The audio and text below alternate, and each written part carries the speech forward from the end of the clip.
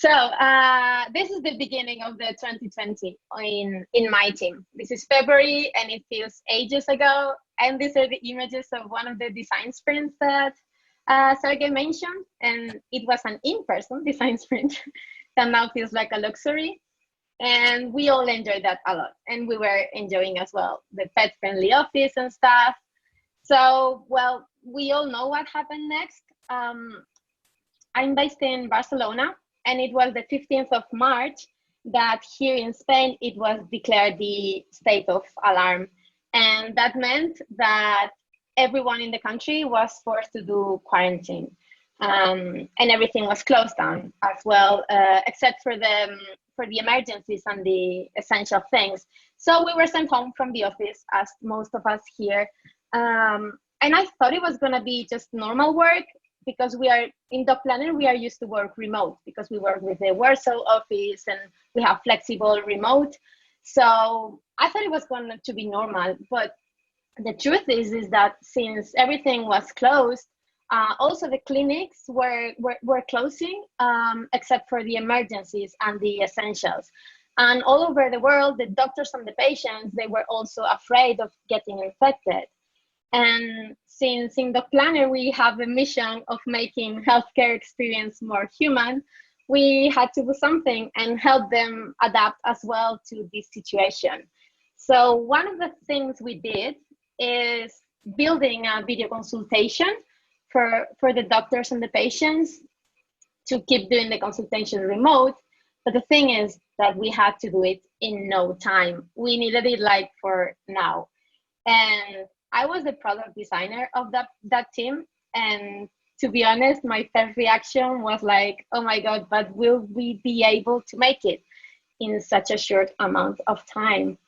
Because in a normal situation, I would do my benchmarking, my research, I would explore my designs, get feedback, do user research, and we didn't have time for any of that.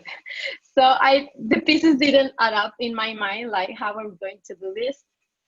But the thing is that everyone was very much committed. So the product managers, they were really committed to the mission. The developers, they were already looking for technical solutions to face this challenge. So, and on top of that, we saw the images of the hospitals overloaded, and it was an opportunity for everyone to really contribute to the situation. So I really committed as well, even though I knew we couldn't follow the normal procedures we were doing and the normal workflow. So we started working, and this is how we started, with the developers asking, hey, Juncal, do we have the design ready for this screen or this feature or this flow? And well, the answer is no, I don't have anything, because we both started working like just half an hour ago. So this is my Figma file, completely empty. The developers are also used to work with a quite finalized design that we will do in advance. So how we were going to do this? The good thing is that, well, spontaneously, we started to do some things to try to move forward. And now looking back, I can see there were three things we were doing, three main things. Let me tell you which ones they are. The first one is that we were finding alignment first. So this means that instead of doing the design first, even before drawing any wireframe or drawing any screen, we would discuss the UX solution. So the solution at a high level. How will it work? So the developer will ask for the design that we didn't have. And then afterwards, it was something like, okay, but do we have any idea more or less of how is it going to be? And then the discussion will start like, well, I was thinking we could do this or we could do that. And then the developer will start helping out as well with the solution, like what if we use this instead? Please consider we have this technical constraint, or what about this use case? So together we will find first alignment and a compromise between design and technology, a bit at a high level, but then from that point, we could start working both in parallel. So finding this alignment at the very, very, very early stage of the process helped us remove a lot of back and forth that would happen sometimes in situations like maybe the designer, or maybe me as a designer, I would do a solution that didn't quite match a technical limitation, or maybe I forgot some use case. So this way, we were removing this back and forth, and it was really a game changing. The second thing we were doing is that we were expanding a bit out our roles. This means that the developers will do a little bit of design, let's say, or they will try to understand more the design, and the designers, we will try to understand more the code and learn a bit more about the technology. So what will happen is that maybe the developer, he was working on something, and then he reached a point where there's a feature or a screen or a detail that it's not defined in design, and probably the designer didn't have time to do it. And since we were all like working so fast, maybe we didn't have time even right now to discuss it. So the developer, within his skill set, he will try to move forward. So probably checking some benchmarking from other products, taking other ideas from other products, and trying to find a solution and try to move forward. And same thing the other way around. So in my case, as a designer, maybe something simple. So maybe I would have to start designing the flow that includes the allowing permissions for the camera and the microphone and the video in different browsers and in the app, different operating systems. I would ask the developer if he can tell me about the technical limitations, and maybe he doesn't have time right now to discuss it, or he didn't have time to have a look yet.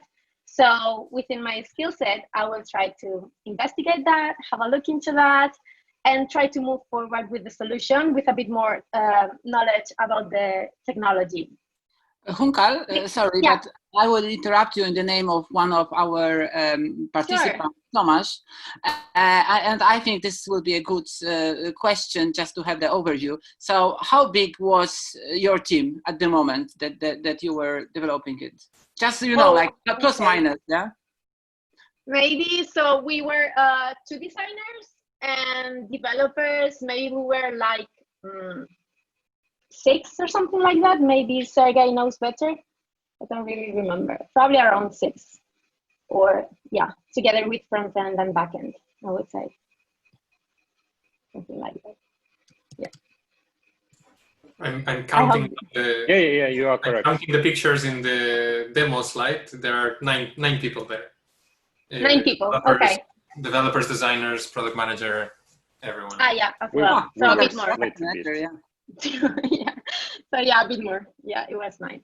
Okay. Cool. That was a great question. So thank you, Alan, for stopping. Yeah. So yeah, I was saying that the second thing was about expanding our roles and making the most of our skill sets, and that would help us really to remove bottlenecks, because whenever we found a stopper, if it was in our hands to keep moving forward, we will try to do so. And the good thing about this as well is that it was moving us a bit out of our comfort zone, and it was helping us as well understand a bit better each other and the role from each other. That was the second thing. So the third thing is that we were making fixes and changes together. This means that sometimes there was a design or a screen or a feature that was already coded, and only afterwards we realized that we needed to change something because maybe it didn't fit a use case we forgot, it didn't match another user flow. So instead of taking that and moving it back to design, we would sit together, the designer and the developer, and fix it directly in the code. And I know this can be considered a bad practice, but at the moment we were trying to find a balance and compromise between good quality and speed, and it was working for us. And well, I guess the practices are there to be challenged and adapted to the situation. So this was as well helping us move forward. Looking back as well, I realized that we were only able to do this because we had two other things already implemented that they turned out to be essential, even though I thought I was given them for granted. The first thing is that that we were using a great design collaboration tool. This is Figma. In the design team, we moved to Figma like a year ago or something, and I was already loving it. Like, it's a great tool, but it wasn't until this situation that we really didn't make the most out of it. The two things we used the most of Figma, one was, which is called the multiplayer, which is more than one person can enter and edit the file. So of course we were using that for more than one designer editing the screens, but it was essential as well for this working in parallel that I was mentioning. So since there was no like a handoff stage of design is finished and then we move to development, it was very useful that the developers could enter at any time to the design, and they could check the actual status, like the last changes and how everything was going. It's a shame that this screenshot is not from our Figma. This is just from the internet, but it was really cool to see like all the mouses with all the names and everyone. And yeah, probably it was like 10 mouses rolling around and watching the thing. So yeah, it was a cool thing. And the other thing was the commenting tool. We used that one as well, because since we were finding compromise and alignment at a high level, then later we will get to details that we still need to decide and find a solution for them, both designers and developers. So maybe the developer was working and he had a design question, or the other way around. So we would just put the comment pin on the screen and write to one another, and we could have a conversation from there. Second thing that was essential was, oh, sorry, my computer is slow. Then we have a shared UI kit. So the library of components that the frontend have, we have exactly the same one in Figma for the designers. So in general, a UI kit, it's always useful for working faster. But in this case, it was helping us make these kind of things like changing things directly on the code or discussing solutions, because we would have one common language. So we could have conversations like, can you just change this button to the secondary one? Or shall we not just add a drop down with a label inside, I don't know, a medium modal, and we both know, we will both know what we are talking about. So we were doing all of these things, and I got one learning from them, but unfortunately, all the learnings, they normally come with a bit of struggle. And in this case, all these things we were doing them spontaneously and on the go. So it wasn't perfect. We weren't perfectly organized, and even sometimes we wouldn't be even perfectly synchronized. So it even happened that sometimes maybe a developer would move forward with some details of a screen, and the designer would be a bit behind redesigning that. So we were doubling the work. That was not the most efficient thing. So yeah, it was not perfect. And in general, we were working a lot of hours as well. So it was a bit hard, but all in all, it was working. And after about 2.5 weeks, we did it. And we launched the video consultation tool. We were so happy to get the first feedbacks from doctors. So doctors, they were really grateful that we reacted so quickly. They were using it all over the world.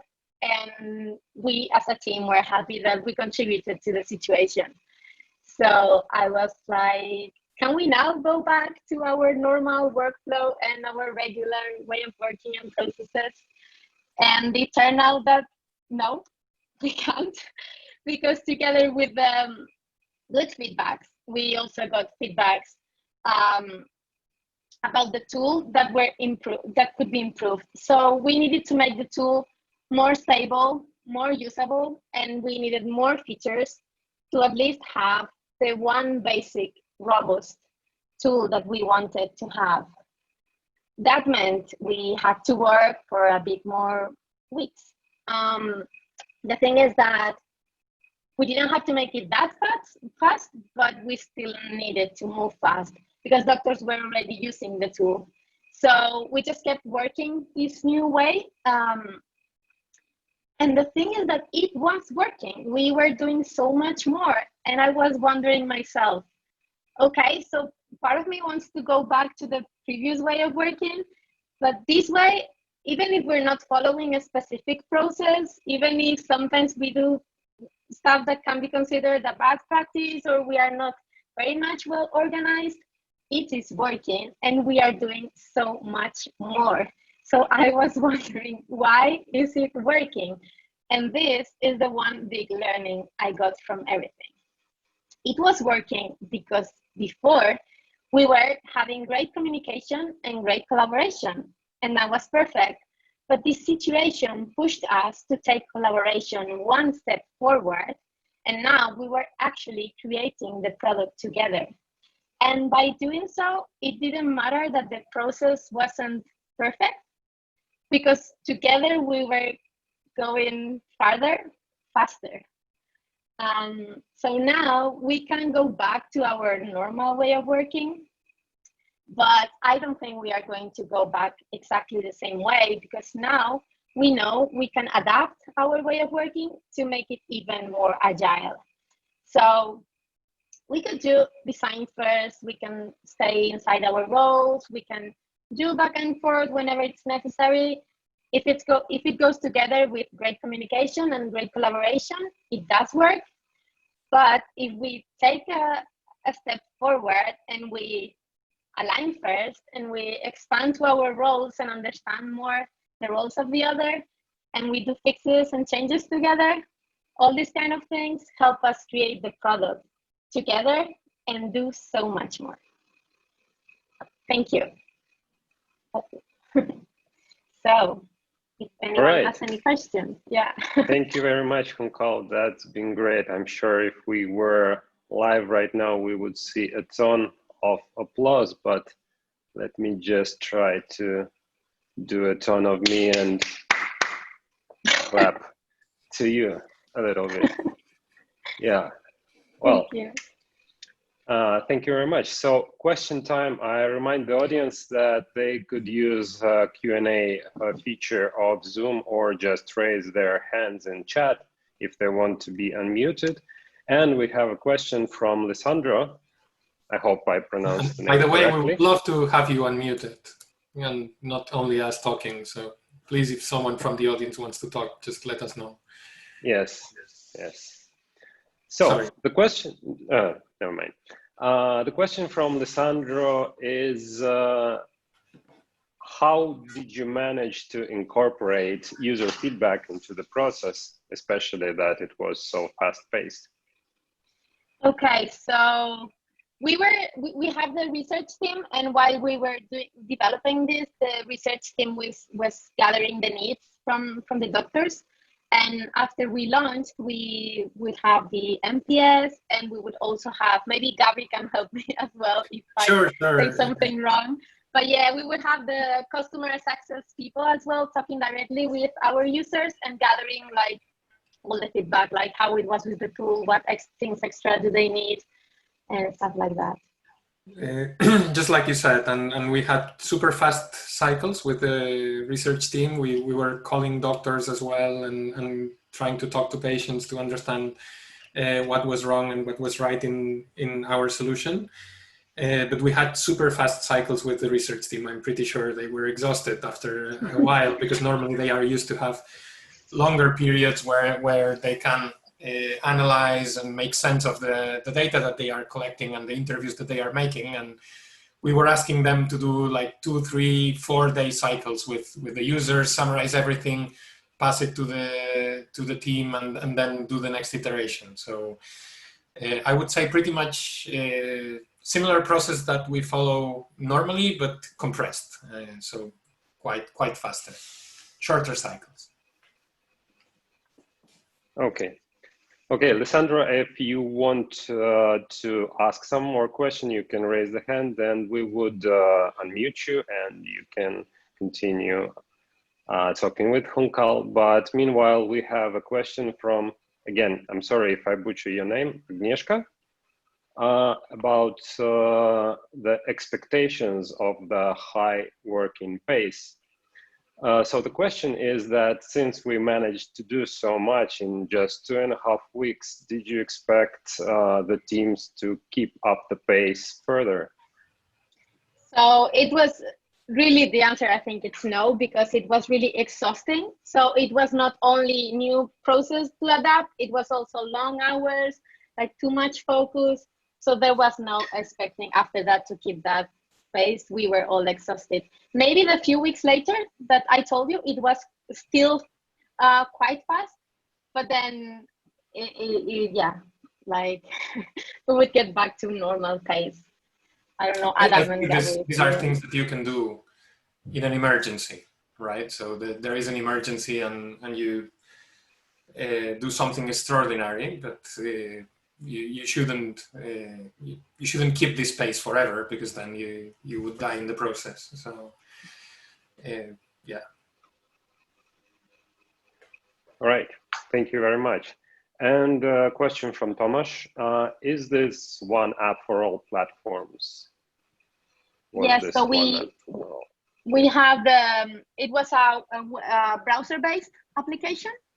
So the patient would use it in the browser, as well the doctor can use it in the browser. And we would have it also for the doctor app. So the doctor is the one that has the actual app. The other one was web technology, like browser technology. Okay, okay. If the chat has any more questions, please raise your hand and we will unmute you. Or I'm expecting. Yeah. There's one for Animesh Sharma, maybe we didn't read. And also, I think Alessandro is raising hand. Oh. One of the participants. I don't see it in the chat. But okay, let's try to. I will unmute Alessandro, and meanwhile, maybe you guys could read the question from Animesh. So was your product made exclusively for video consultation, or was it also available on just audio mode? Say if someone internet connection was not good enough, could someone make a phone call to consult the doctor? So the very first version was only for video, but we allowed the doctor to like configure his profile. So if he didn't want to have the video, he could put phone as the main channel, and then he could write instructions for the patient. Yeah.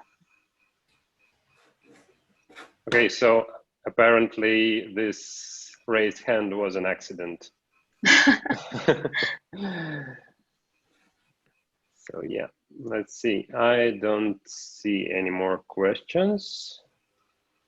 And neither are any more questions in the chat. So what do you say? Shall we move to our next speaker? 5, 4, 3, 2, 1. All right, moving on to our next speaker. Thanks again, Juncal. That's been great. Thank you. Thank you for the great questions as well. All right, so let me close this window. Right, moving on to our next speaker. Adam is a product manager in bookings team that's making healthcare experience more human for the patients. In one of our previous tech talks, Adam compared his team to a crew of USS Enterprise and how a diverse team of professionals could work together to solve the toughest problems. Tonight, we'll hear from him on how his crew tackled the challenge that the pandemic threw at them, and about how they boldly went where they haven't been before. Adam, the stage is yours. Okay, thanks. I'm still impressed by the introduction. Super cool. So thanks, Sergey. Again, I'm saying hello to all of you. It's super nice to have you here. So let me share the screen and start the presentation. Okay, could one of you confirm that you see my screen right now? Yes. We do. Yes. Okay. So this is the topic. Yeah. So I was thinking in the future, if another pandemic will start, or another crisis, or I don't know, aliens will attack. It's everything for me. It's as possible as next pandemic. No, but to be honest, to be serious, such I think the need of shipping things fast or ultra fast. I think it's super possible. Yeah. So we can imagine that super big competitor is entering the market, yeah, or maybe the legal is changing in some drastic way. So I think like having this handbook, yeah, how to behave, how to manage your team in this turbo ultrasound mode, it might somehow repeat in the future. So that's why I decided to write some sort of like my message in the bottle for the future. So if another crisis will start, I will just open the bottle and read it. So that's why I wanted to share it with you. So I will start with a small introduction. So what Juncal said, it was exclusively about video consultation tool, and we as a planner, we shipped a bit more. So I will give you the overview about it. Next, also I would say that our organizations work, I would say that it works super good, and some of the things they were already done, and Gabri will elaborate even more about it. But also, I think those are like the points that you or we as a company we have to keep it, yeah. And the next topic will be about like managing the team and picking the right people to work on these super emergency tasks. Also about adapting your framework. So whatever framework you are working, if it's Scrum, Kanban, Scrum-by, or something different. Of course, about research process, because I think this is like the impacted most, I would say, during the development process. One quite funny outcome about the cleaning the thing after development. And it's mostly about it, and also this is quite interesting, how to keep, or when should we somehow stop shipping super fast, yeah. So let's start with the beginning, what we shipped. So first of all, we shipped the possibility for patient to book and for doctor to enable online consultation, yeah. So this is like the basic. And what we did, we shipped it even before the video tool was ready, yeah. So if the doctors, they want to use Zoom, Hangout, or any different tool, they can do it, yeah. So we shipped it even less in the 2 weeks, yeah. So we need to prepare some sort of backends, yeah, for the doctors to enable the calendar, somehow write some instructions, how to connect, how to get paid, and so on, and also the front end, yeah. So all this booking process for the patients, yeah. And we shipped it even less than 2 weeks. I would say that like only 3 days after, we shipped the searching, our listings and the way to search for the online consultations for a proper doctor, yeah. So also you can find the best doctor that fits your needs, and then book online consultation. So those were like two things, and especially my team was involved in the first one, and this was another team, patient acquisition team, who took care of listings. What we shipped again, also that my team contributed to it along with the revenue team, And so what we did, it was the payment for online consultations. Yeah, so this is also crucial because we didn't have it in our marketplace before, and from obvious reasons, it is super needed for the doctors to get paid for online consultations in an easy way. Yeah, so what you see here, it was the front end part for the patients, but of course we need to somehow integrate with the provider and also somehow prepare all these legal things, communication with the doctors, onboard them super fast. So it was super nice. And as you see, this was shipped in 4 weeks, so also super fast from the beginning. And again, it was that online consultations tool. So as I mentioned here, this is my print screen from yesterday. So as you see, it's working still. Yeah, here. So the things that works already in the team, but they are crucial to have this successful ultra speed, ultra fast development. So the first one, and to be honest, it's super important for us. So we are all entrepreneurs, yeah. So if it comes to the one team, for example, yeah, so we are really focused on the results and not tasks. And even if it comes to the quarter goals, yeah, so it's the team who are somehow need to figure it out, their own goal for the next quarter, yeah, so how we will contribute to our global product goals or global company goals. So we are thinking about it all the time. And also it's us who are like setting up the goals, so came up with the indicators. And later, of course, the company can challenge it, but it is us who are committing it. So now you can see that in 2 days, we are deciding that, okay, we need to find the new goals and new indicators. So if you are doing it, and if you have been doing it for past few quarters, 10 quarters, 6 quarters, it's super easy for you. So that's why you don't need to wait for any boss, or any steering committee, or any different stakeholders to say what needs to be done. Yeah, so you can adapt super fast. The next is hustle, quit, never quit. This is one of our values. To be honest, all of those headlines are our company values. So we have all the competences needs to achieve our goals in the teams. Yeah, and even if something is missing, it's somehow our thing to find it. So this is like super amazing that to be honest, it's quite easily to convince anybody to like somehow buy the new tool if it's super needed, or hire the UX writer because we miss it in our process. Of course, it has to be justified.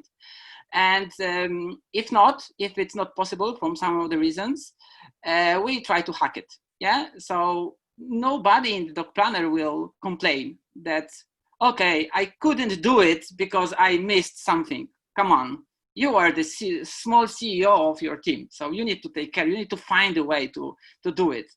So exactly in the pandemic reality, I wasn't waiting for Gabri to find for me some designer or whatever. Yeah, so it was me who I need to manage.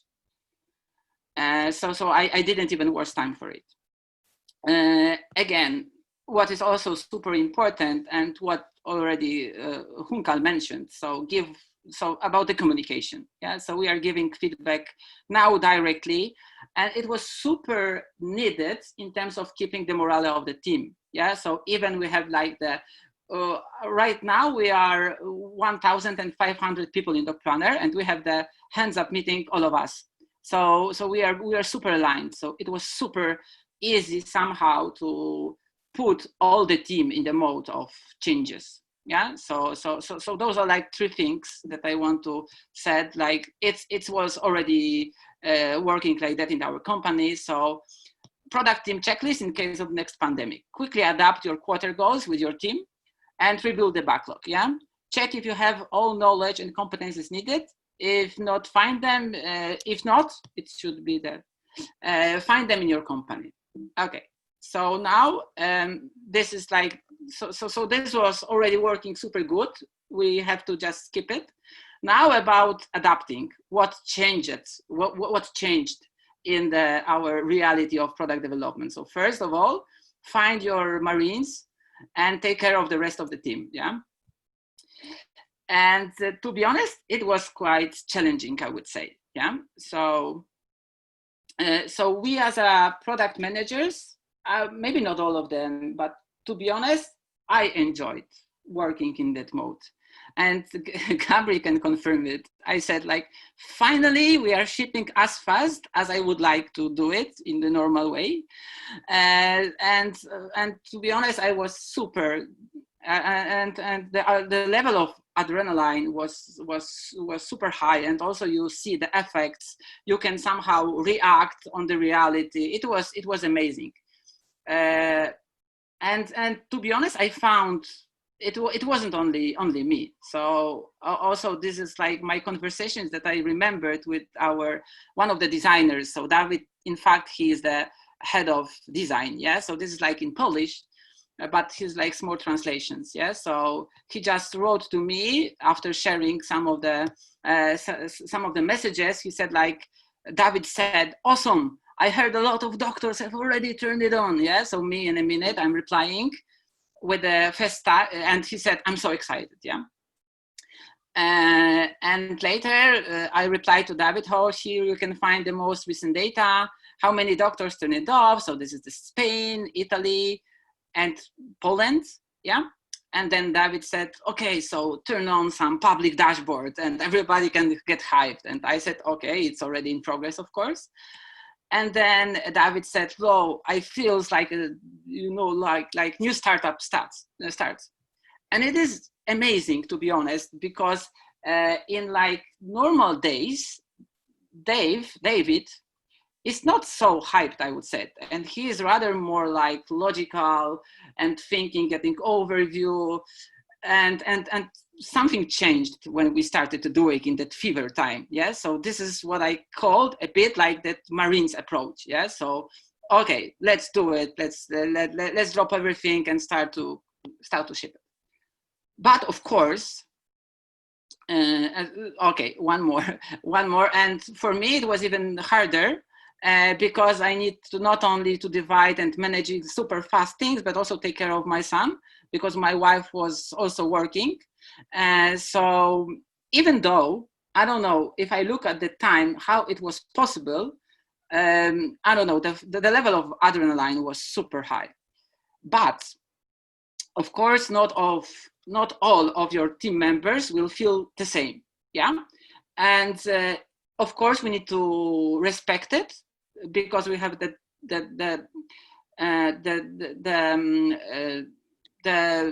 different people with different temperaments, with the different attitudes, and of course it's good to have them. Yeah. And I want to somehow underline it, that of course we have to respect them, because they will see more than we are doing in that fever of shipping things and just being on the front line all the time. So it's good to have them, but we need to consider that maybe we should somehow put them a bit far from the front line to work, to let them work in their normal way of working, and put on the front line somebody who will feel they're secure and feel safe in that place. Yeah, so I think it's somehow quite important to get to know your team, and especially to look how they behave and how they feel, and in that particular situation. Yeah, and somehow to manage it. So use those one who wants to contribute, who want to be and to want to somehow act super fast, and the rest of the teams who are a bit afraid and stressed, maybe put a bit keep that bigger distance. Yeah. Also, this is quite important. So what I started to do quite fast. So in my team, we have quite a lot of junior developers. And at the beginning, they were super hyped but later they started to got confused and be a bit stressed. So I talked with our team leads and the super experienced developers in the team. So especially that a lot of them, they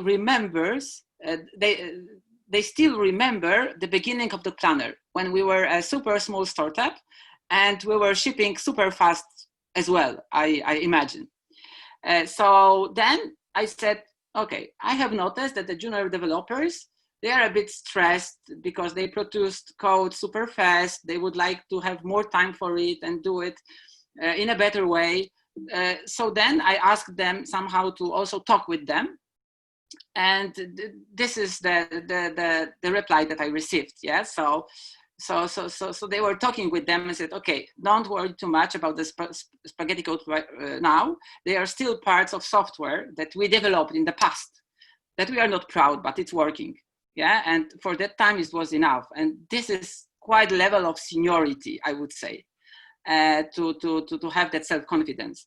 And also they said that Gabri promised that we will have time to fix it. So don't worry much right now, we need to deliver fast.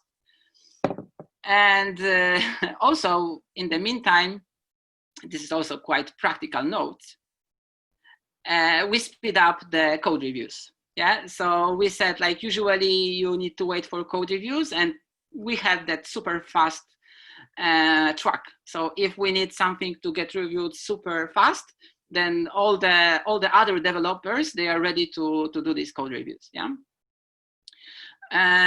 So this is something that I would remember. So find the best fit for the front line and plan how to provide relief for the rest who are or tired or just they don't feel secure there.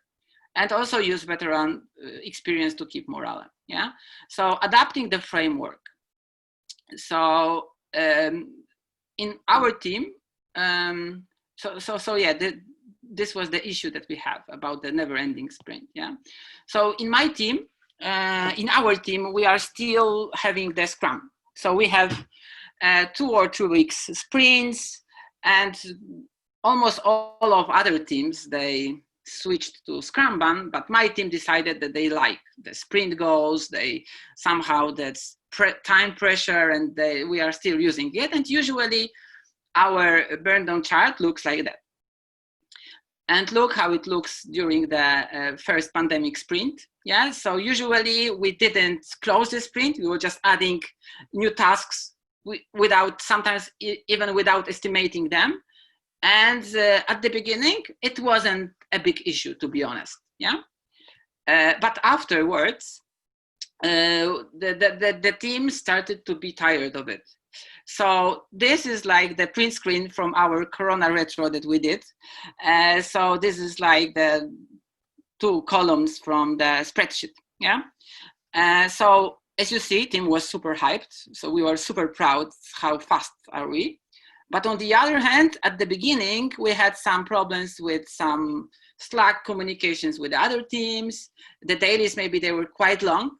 And it was obvious because we were refining quite often during the dailies.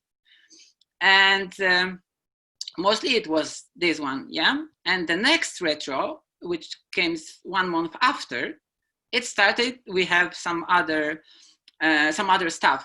So 2 long sprint, no goals, no refinements, no plannings. And this was voted by almost everybody. And also this working crazy hours, yeah? So this is another challenge about the working remotely, and with our people experience team, we were also working on it pretty much. Yeah. So some of the people, they have that impression that they need to be online all the time. And if they won't reply, it will be found as impolite. Yeah. So we will work on it as well.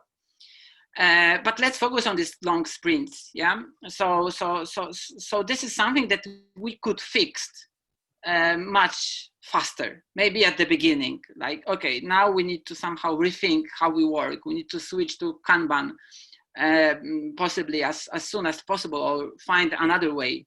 But this for sure, this is the thing that I would change in future. Yeah. And like, okay, I didn't add it, but e-beers. it was super also cool idea somehow to stop thinking about the developments and so on. Okay. So again, adapt your working framework. Scrum doesn't fear turbo-dynamic changes. This is quite obvious, but I would say if we need the checklist, I would add that point here. Rethink the research process. So there is no time for research and gathering the data. Juncal already mentioned it. So this is the way how we work normally. So we are using the double diamond framework. Maybe we can call it framework. So at the beginning, we have the question, yeah? So the question could be like, I don't know, maybe it could be even if the doctors or patients need online consultations, yeah? Then we are doing surveys with both doctors and patients. We are doing some user interviews. We are doing the market research, all the things, and we are looking for the answers, yeah? So usually, we end with a lot of insights there, yeah. So after we try to somehow use the more quantitative tools to narrow it down and to see what the insights are the most important, what we need to tackle. And later it comes with the ideation part. So we are producing a lot of the solutions that we might have.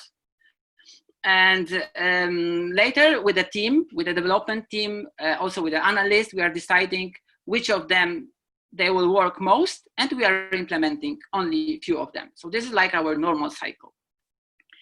But in the new reality, how it comes. So about the discovery part, so like talking a lot with the doctors and doing that super deep market research, you can mention that, come on, we couldn't do it. Like working on the data and checking, verifying the data, even more. Yeah, so come on, like it took us 2 weeks or even longer, and we need the product for that time. Of course, ideation part needs to happen. So we need to create the designs and the mock-ups and some solutions, even though that it's in a crazy way, but this we couldn't skip. And prototyping and testing mock-ups with the doctors, I don't know, doing some smoke test or whatever. Okay, again, this is not an option. Doctors really needed that tool right here, right now. Yeah, so we only could have only the implementation part here. But I was thinking super, and to be honest, I was feeling super bad about it, because I really love working with the data and also working on the data research part, and I was missing it. And I think that maybe we can use researchers or product analysts in a better way. Okay, so basically what we did. So we were setting up monitoring on new feature performance and share it with the company. Yeah. Sometimes we didn't even have time to work if it's working or not. So you can imagine us, yeah? So we just shipped the booking process for the doctors, and we started to develop the payment systems. So really, we didn't even check if we could somehow fix it. Okay, if it's working, okay, it's working. So we need to deliver payments now. So it was super hard. Another thing was calling doctors, asking if we can help them to survive the COVID crisis. So I have a lot of respect to the researchers, because it was super tough. So we started with calling them without the product, with just saying them, okay, so what is your biggest issues right now? How we can help you? It was good, because the doctors, they had the impression that we taking care of them, and also we got the first insight. That was super good. And afterwards, we started to collect doctors about the feedback. Yeah, so the feedback, and in the next iterations, we were improving a lot of the product, especially the teleconsultation. So what I missed. So proper usage of gathering data. Yeah, so we are most focused on the product feedback and open insights. So I still think that we can somehow work a bit different way in that thing. Also, this is something that I already started to implement, to be honest.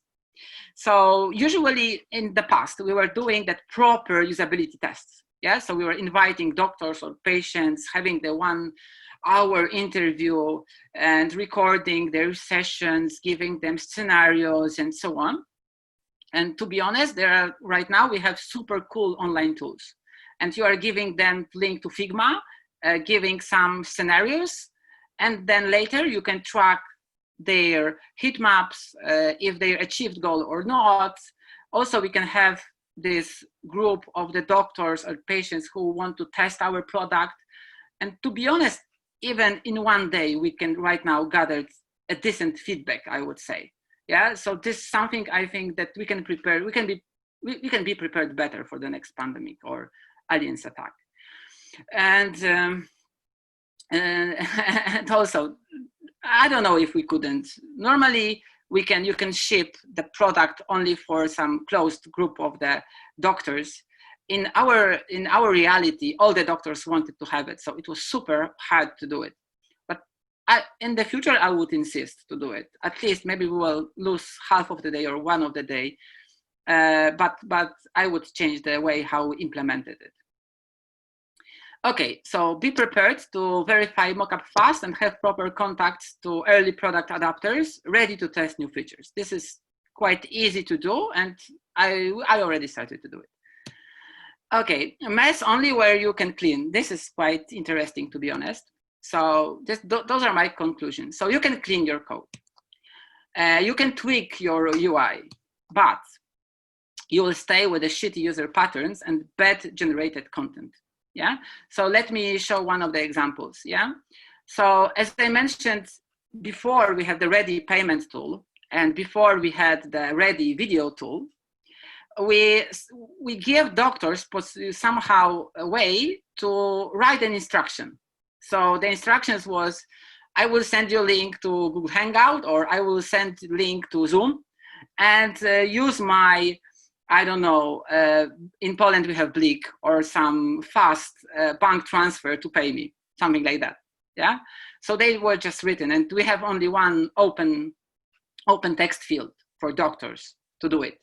And later, when we started to implement it in a proper way, we decided, no, we have to have 3 different fields, and separating them with the doctors, and the doctors already put them. Oh my God, still we are cleaning those. Yeah, so this is maybe one part that I would dig deeper and rethink a bit more. The same with the patterns. Yeah, so if it comes to somehow learning the doctors and asking them to fill in the content, this is not easy as to fix, as we can fix code or UI, as I mentioned. So this is also my learning for the future. And so think twice if it comes to communication with the doctors and gathering data from them. This won't be easy to fix. And the last one, be fast or forget. So this is something that we were super tired, even me, in pushing the team to do it super fast. And the new opportunity came up. So what was the opportunity? So the opportunity was the doctors, they were reopening their offices. And they asked us, so could you somehow help us and communicate with the patients that that it's safe to come to our office, so we are prepared. And we designed the 2 things. The one is like that official statement that right now everything is ready, so you shouldn't, because like postponing your examinations or treatments might be even more dangerous to get infected by coronavirus. On the other hand, we decided that we want to have this special space for the doctors to share, for example, the photo and the write what security measurements they applied to feel you're safe. Yeah. So this, to be honest, we already did in our normal mode. So we spent 2 weeks on design and 2 weeks developing it. So it's like 4 weeks. In the normal standard, I would say it's a pretty decent velocity. But for this, it was already too late. So once we implemented and we A/B tested, afterwards it turned out that it's not a problem. There already all the cafeterias were reopened, hairdressers, everything. So we just waste that time, to be honest. So exactly, this is my conclusion. Yeah. So if you want to help with a temporary problem, provide solution in 2 weeks max, I would say. Otherwise, it's too late. So please drop it. Yeah. So this is also something that I learned. So don't try to fix temporary problems if you can't provide solution in 2 weeks. You will only waste time. So basically, this is like all the outcomes that I have for the future. And in the end, I wanted to share you with one of the feedbacks that we as a whole company, not only my team, received from the doctors. Yeah. So one of the doctors said that I'm really happy that you are developing that video consultations. I'm a huge fan. Firstly, you were some kind of tool of registrations for my patients. Right now, you are becoming our offices. Yeah. So this was really something. Yeah. And even though that I have shared with you a lot of mistakes that we made, I'm super proud of the team and of the product that we delivered. So that's it from my presentation. I don't know how long it was, but now it's time for the questions. All right, thank you very much, Adam. That's been great. And yeah, question time. We have several of them in the QA section. The first one is from Luchika. I hope I am pronouncing the name correctly. And she's asking whether the goals stayed the same after March about the impact by the pandemic and full remote work on them. I can answer that one, Adam, if you want. Yeah. So maybe I will just answer in terms of the team level. On the team level, we changed them. So we decided that not to develop this online bookings, online consultations booking stuff anymore. But more context, I think the Gabri will give. No, I was about to say that we have this quarterly process for setting goals, OKRs, or something like this. And we decided to just destroy it. So remove everything that we had, forget about the goals that we set at the beginning of the quarter, because obviously the situation changed dramatically. And then we set some super short-term goals for this project, only for this project. And we suspended the whole OKR process that we had in place. And regarding remote work, I really believe it helped in terms of people working more hours than they should. So that was helping. Not that I'm proud of it. All right. Next question comes from Alessandro. Well, first of all, Alessandro, thank you for your kind words.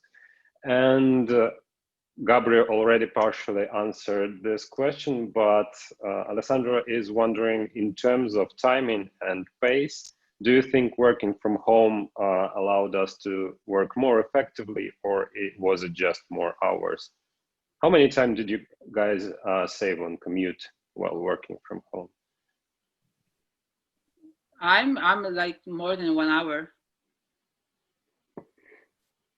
No, it definitely helped. Yeah. I believe, yeah. All right. I guess answering Gerard. First Yes. of all, hola Gerard. How are you? I allowed you to talk if you want. Hey, ¿qué tal? So we did do some research, but basically, I would say we were pushed to do that. So doctors' offices were closed by law, so they were not allowed to work. So basically, we started calling them and asking what could we do for them, and we explored a wild variety of things, from video consultation, but also if we could import face masks or hand sanitizer or something like that for them, because what was in our top priority back then was to keep them working. So whatever we could do to let our doctors keep working, we should do it. And regarding insurances, yes, a lot of insurance companies were providing video conference, but not all the doctors are covered and not all the patients of all the doctors are covered. So we had a lot of doctors, for instance, psychologists. We had tons of psychologists using our platform, and they needed a complete solution. So not only video consultation, but booking, video consultation, payment. So something that would let them keep working in this new situation. I see. Thanks.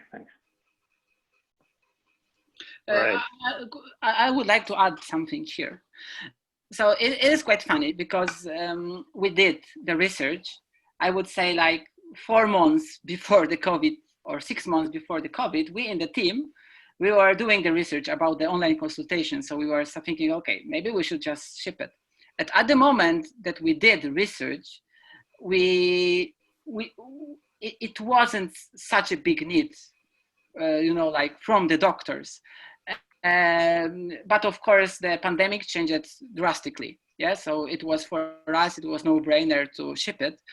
But to be honest, for us, it was quite easy, at least to ship that booking process, because we already had it somehow in our minds before. Yeah, so that's why we almost started developing it.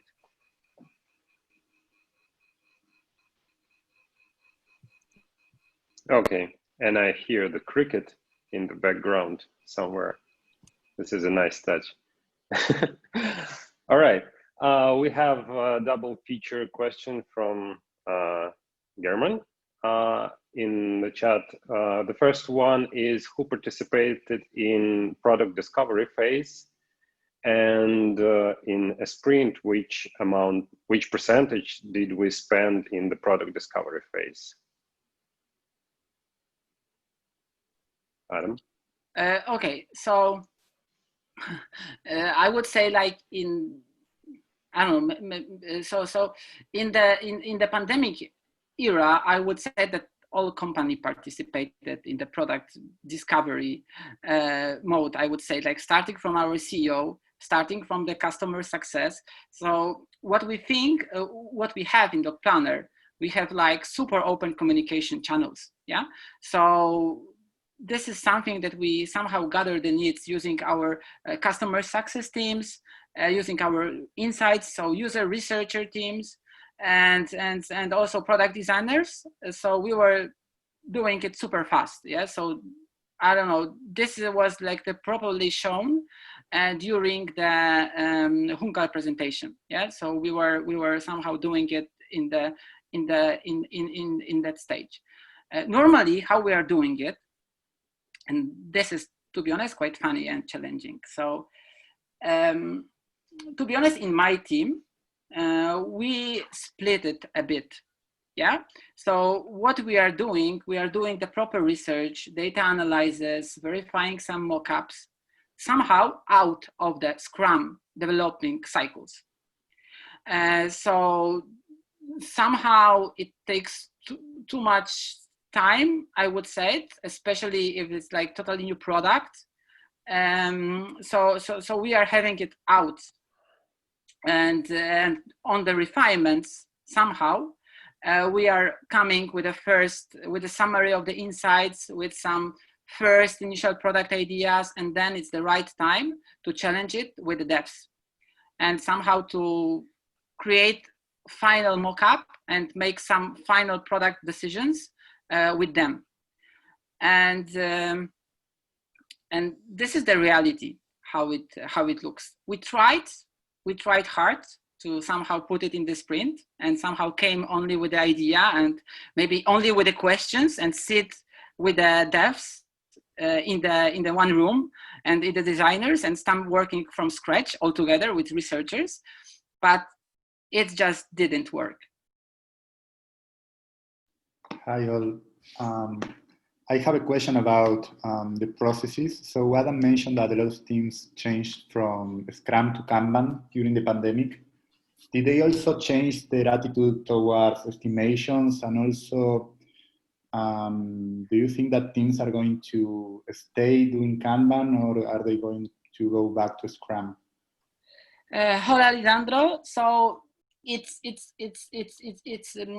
they changed even before. So they changed even before the pandemic, switched to Kanban, most of them. And the reason why, they were too much frustrated not achieving the sprint goals. And some of the projects that we are doing, they were too complex just to deliver value, business value, in one sprint. In my team, it's a bit different, because maybe this is like the somehow our goals. So we as a patient bookings, we are, I would say, quite optimized team. So we are iterate on the product that we currently have. So in our case, it's pretty much easy to somehow plan to make a change, or to somehow add the new feature in one sprint. So this is how it goes. And the end of the question, Lisandro, correct me if I'm wrong, was like if we kept it, yeah? Yeah, it was that. Yeah. So I would say, like, still the teams kept the way that how they work, and maybe they were some. So for example, in my case, all of us, they were super happy to get back to the normal flow. So to restart A/B testing again, just to gather the proper data and so on. But maybe, Juncal, maybe in your team, in like the video and in Umbrella, maybe somehow you kept something that you developed during the pandemic time. Well, the thing I would like to keep is this part where we were discussing the solution together, developer and designers. I really like that, because a lot of time developers really have a lot of knowledge about possible solutions that maybe we didn't even think about, and they have them in mind because of the technical limitations or maybe technical ideas they have and stuff. So I would really like to keep that more together, the ideation and development. Yeah. Yeah, this is quite interesting thing, and I think that pandemic showed it. So once we started, we moved a bit from startup into scale up. So our team grew. So right now, the usual composition of the team in Doc Planner is like the developers, and at least 4 of them, 2 backends, 2 frontends, some mobile developers, maybe some full stacks there. Then you have product analyst, you have a user researcher in the team, you have a product designer there. And in some of the teams, we even have some sort of like the product owners, project managers who are supporting, executing things. Yeah. So this somehow, it changes the way of thinking of the devs, that, okay, so there is a lot of product guys in the team. They will take care of the proper research. They will create the best mockup ever. So I just have to focus on the code level. And as you mentioned, Juncal, during the pandemic, it's changed because it wasn't time to do all this proper stuff. So by default, the devs needs to be more engaged. And then when I talked with the senior devs, when the Doc Planner started, they said it was exactly like that. So in some of the products, there was no product designer. It was our CEO, Mariusz, who was designing it. And still we have some part of, I think, designs done by Mariusz. Yeah. And some of the designs were created by them. Some of the copywritings, and then it's super funny to find them. They were written by the developers. So you can see that it's like super logic and binary communication, I would say. So this is exactly that we should keep in the teams. Yeah, to set like, we need your ideas, we need your challenges, dear developers. We need your contribution also to this business part, because maybe you can see some shortcuts and help us to develop faster and so on. So yeah, I totally agree, Juncal. I think we should move on because I have now 10 minutes to complete my presentation and questions and answers. Sorry. Yeah. No problem. All right, so and it's, I prefer to answer people's questions than to give speeches, so it's good. But maybe we can save some of the questions for the end. Exactly, we have 3 or 4 more questions open, but let's address them after Gabri's speech. So Gabri was, as Adam mentioned before, Gabri was the person who, by allowing us to move fast, break things fast, and learn fast, gave us a real nitro boost in delivering this new product. And to continue his topic that he started in his Twitter at Gabri Prat at twitter.com, he'll continue his thoughts on how to make the company resilient to shifting environments such as global pandemic. Gabri, please, the stage is yours. Sergey, thank you. So I will rush to try to keep the time.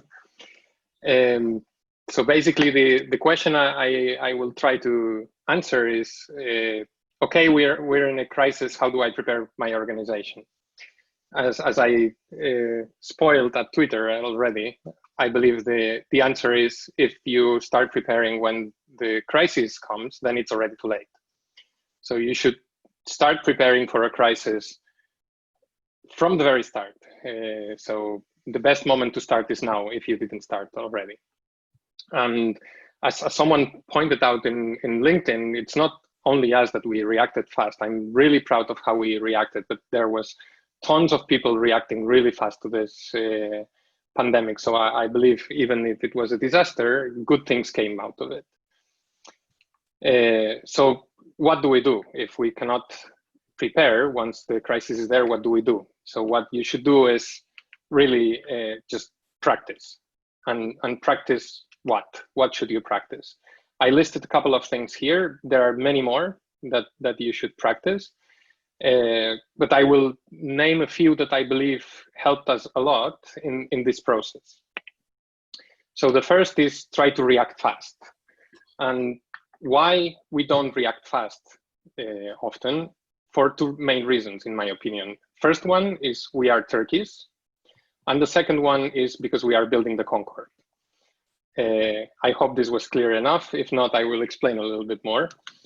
So don't be the turkey. So imagine you're a turkey.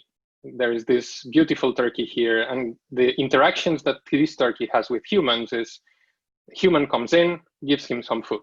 Then the next day, human comes in, gives him some food. And another day, again, human comes in, gives him some food. So every day, the evidence is confirming that this human loves him and it's the best friend he can have. And yeah, sure, Thanksgiving Day is approaching, but why should the turkey care? Because he has this beautiful human there. And then the day before Thanksgiving comes, and the human comes with a knife instead of the food and cuts his throat. So the turkey is really surprised that day.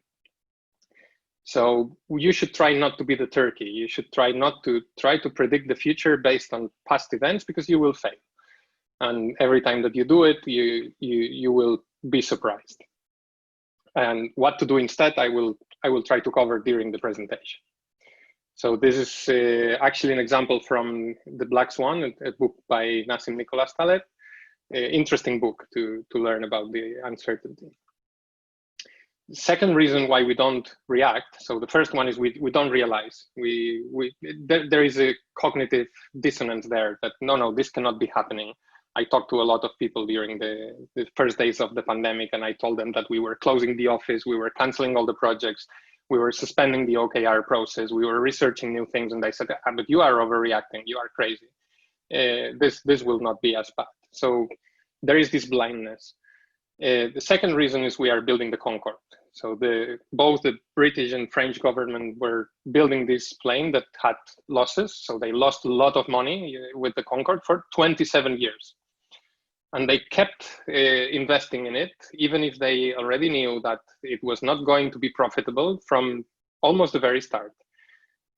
Basically for two reasons. One is that they already invested a lot. So probably there are projects that you are doing that the world changed, but you invested a lot in this project, so we should finish this. Okay, the doctor's offices are closed, but we invested so much time in, you name it, that we shouldn't stop. You should never consider how much time you invested. You should always consider what is in the future. The second one is the plan continuation bias.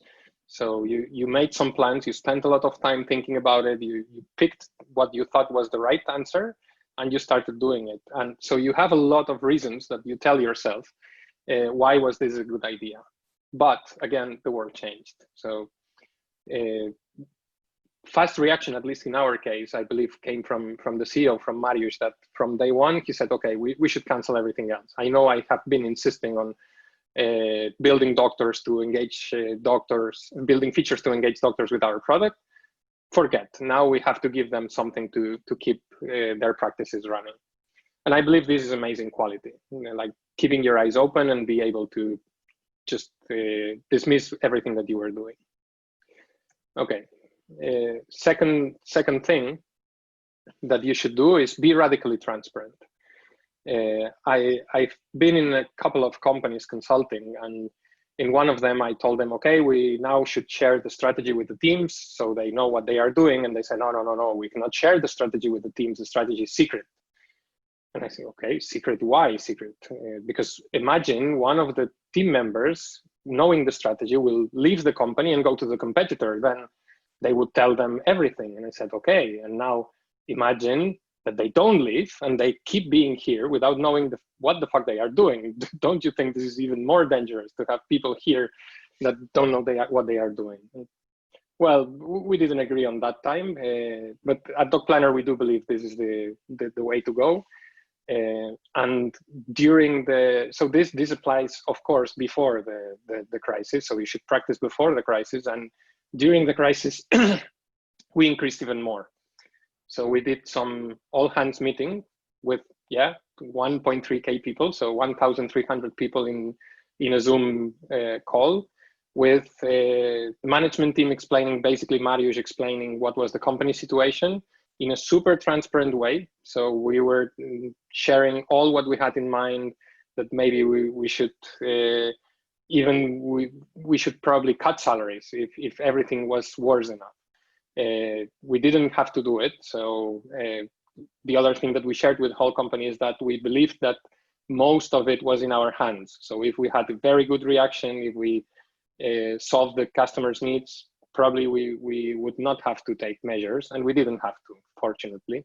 We were also in a good position, so healthcare was not one of the most affected sectors. But you should share everything. So people need context, and people need to know the strategy. And in that way, you can delegate the decision making.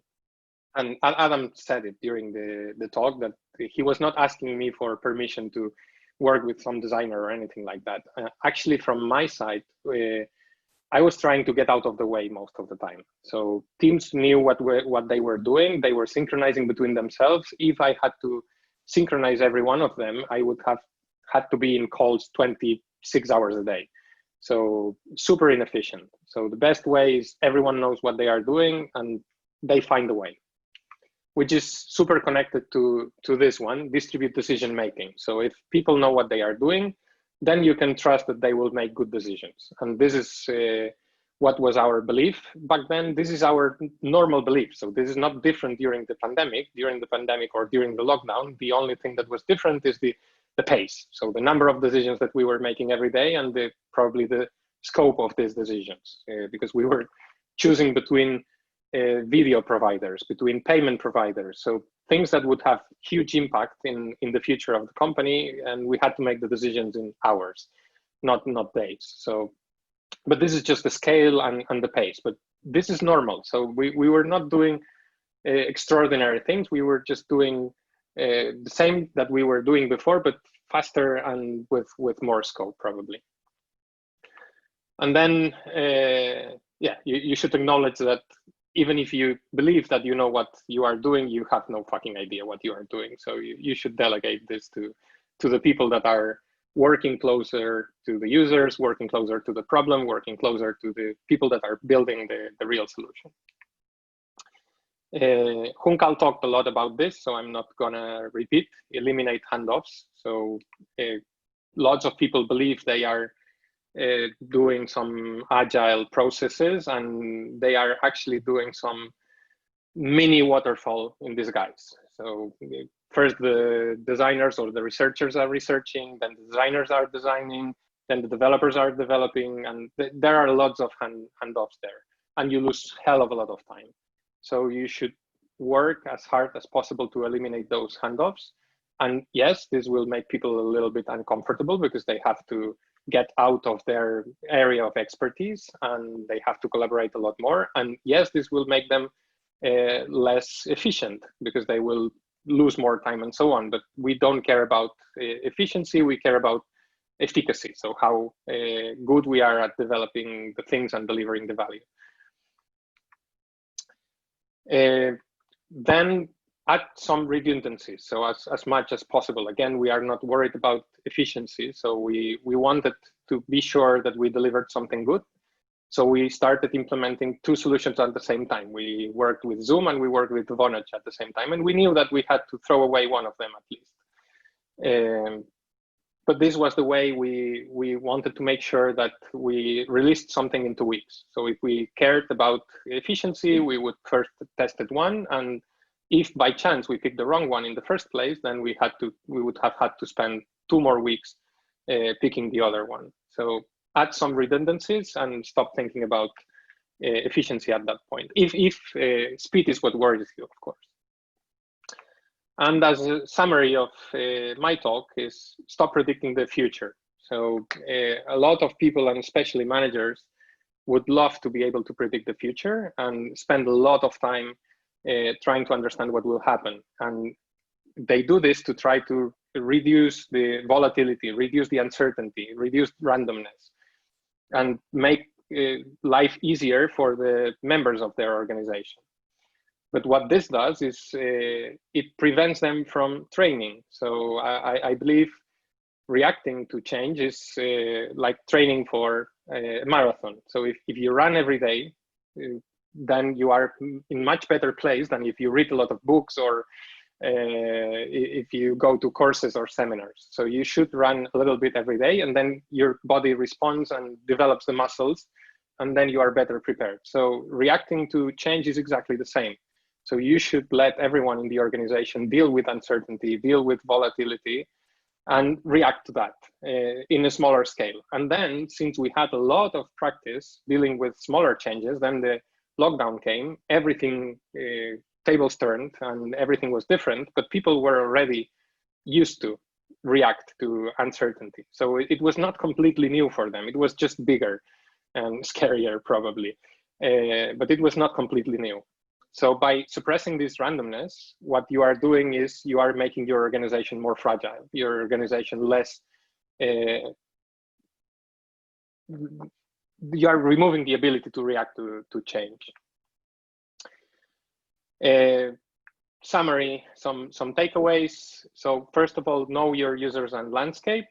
We talked about the research team and how stressed they were during this period talking to the users. It was not only research, many of us were talking to users at that point, and also the landscape. So be very vigilant on the competition, on the regulations, on the pandemics, and prevent yourself from being the turkey. So try to have overall vision of what's going on and how this will affect your day-to-day, and try to be as detached as possible from what you are doing. So reevaluate your plans, because when the landscape changes, you should change your plans. And if you spend too much time loving them, then you will have a hard time changing them.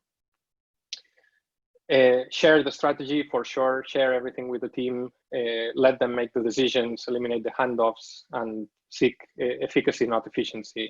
I talked about everything. As a final summary, embrace randomness. So you should be happy that things are happening, that things are breaking, that something unexpected happened, because this prepares you for the next pandemic. And I believe this is it. Just as tipped by the people experience team, please, if you want to work with us, go to Doc Planner Tech. We are hiring. Questions are very welcome. Thank you very much for your presentation, Gabri.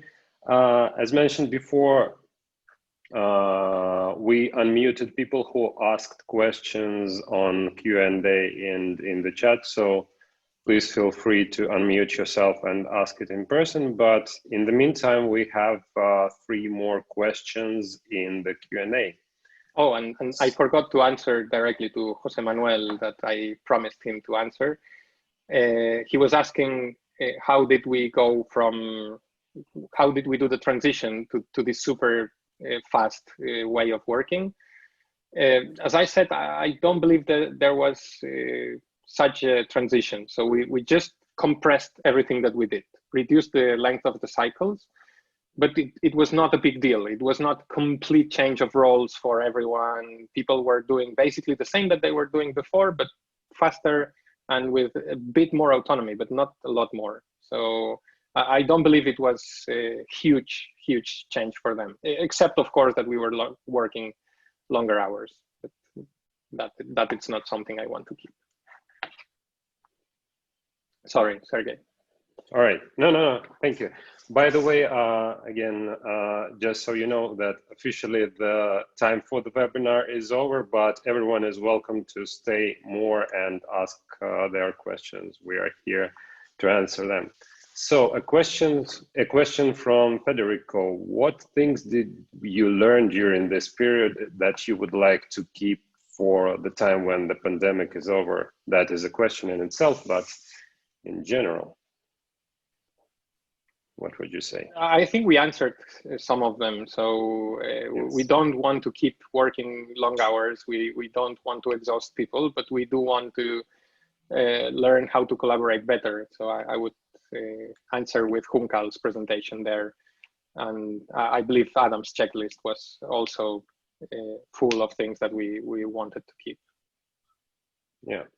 And in line with this is a question from Andrew Smith, what is the strategy that we have to return into normal? Well, basically, it's the same, whether we plan to go back to quarterly planning and we already came back to normal, I would say. So we are back to quarterly planning, back to the different team goals and so on. So the only thing that we kept is remote working, and we plan to keep remote working for as long as needed. So that's it. And then when the pandemic is over, so probably in a year and a half or 2 years, we will see.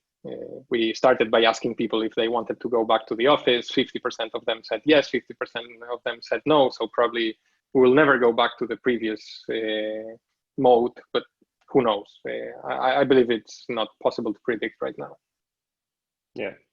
And again, more or less the same question from Pavel, like whether other team felt the same urgency, and I can answer that yes, other team felt all the urgency. We still had some teams that were working in like more stable parts of the product, obviously, because we didn't want to lose anything that we already achieved by this time. But a lot of resources were thrown into fighting the most urgent things. So yeah, I would say all the company really pulled together, and personally, I was very proud to be the part of such company. I hope I answered your question, Pavel. Actually, we stopped everything. So there was no possible cannibalization, because we stopped everything, literally everything. So yeah. Yeah. So, I think I see a question in chat from Ada. Were there any conflicts during that time? Long hours, hectic days, exhaustion? How did we deal with that? I wouldn't call them conflicts. So I don't recall conflicts, but there were a lot of people that were struggling during that period. I believe it was a combination of hard work, uncertainty, not only in Dog Planner, but in the world. I believe we did our best. So everyone trying to help the rest of the people, and also the people experience team were talking to people that were expressing some concerns. I would say individualized. So no magical recipe here, but just listen to people, try to understand what was wrong. Some people really struggled working from home, so we had to make exceptions, let them work from the office after some time. Individualized answer, I would say. All right, thank you. So at the moment, I don't see any more questions. If anyone has any of them, please type them or raise the hand in the QA. But yeah, I think we did a pretty good job answering all the questions. So I would suggest that we wrap this meetup up. It was a pleasure to have everyone here today. Thank you very much for coming. And you will receive a survey through the meetup. And we'd really appreciate the feedback about the new format, with what you liked, what you didn't like.